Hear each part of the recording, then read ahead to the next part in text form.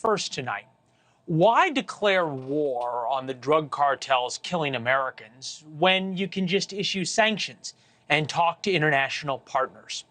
One headline from ABC News really highlights the Biden administration's hard-hitting proposals that came out today. Quote, White House unveils initiative to target fentanyl supply chain with international partners.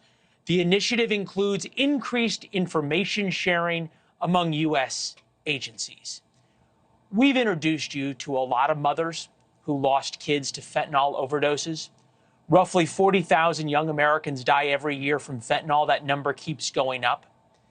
Many of those who die the first time they ever take a street pill. Many don't know they are taking fentanyl. Drug dealers or friends tell them it's Xanax or Vicodin. The drugs brought into our country by the Mexican cartels now kill more Americans, more young Americans, than anything else.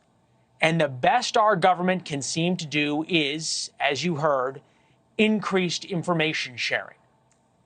Let's think about the cartel bosses down in Mexico that make this stuff. People like Zambia Garcia and the sons of El Chapo. They run the Sinaloa cartel. They're known as Los Chapitos.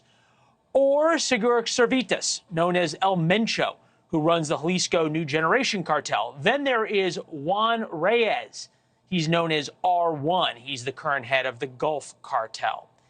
They each have billions in assets, billions in revenue, and quite literally thousands of soldiers ready to fight and die to maintain their control of the drug trade.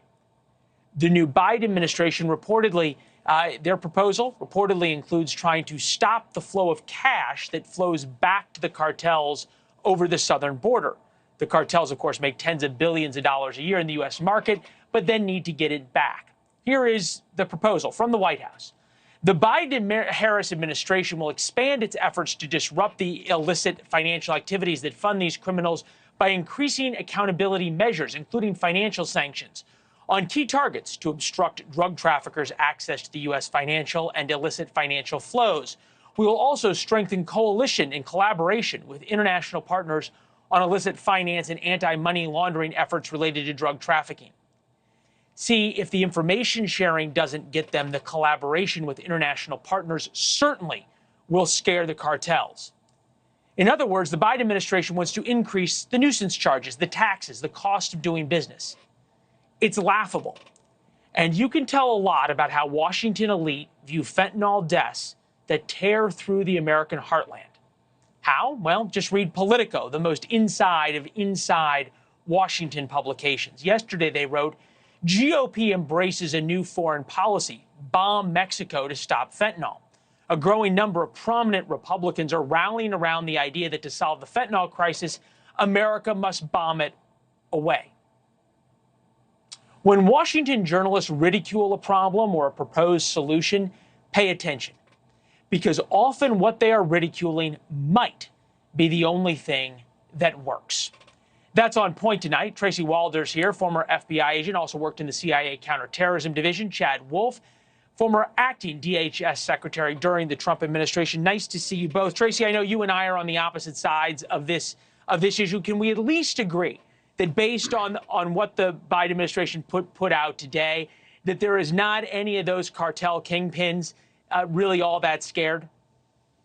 Oh, we are on the same page here, Leland. I think this is incredibly ineffective, and I do not agree with this plan. Also, one of the things I'd love to bring up is the fact that we aren't talking about China in any of this. China is the main supplier of these chemicals to Mexico. Why aren't we discussing any of that? So, look, I'm not supportive of necessarily bombing Mexico per se, because we're really not stopping the problem. We're not stopping the flow of these chemicals.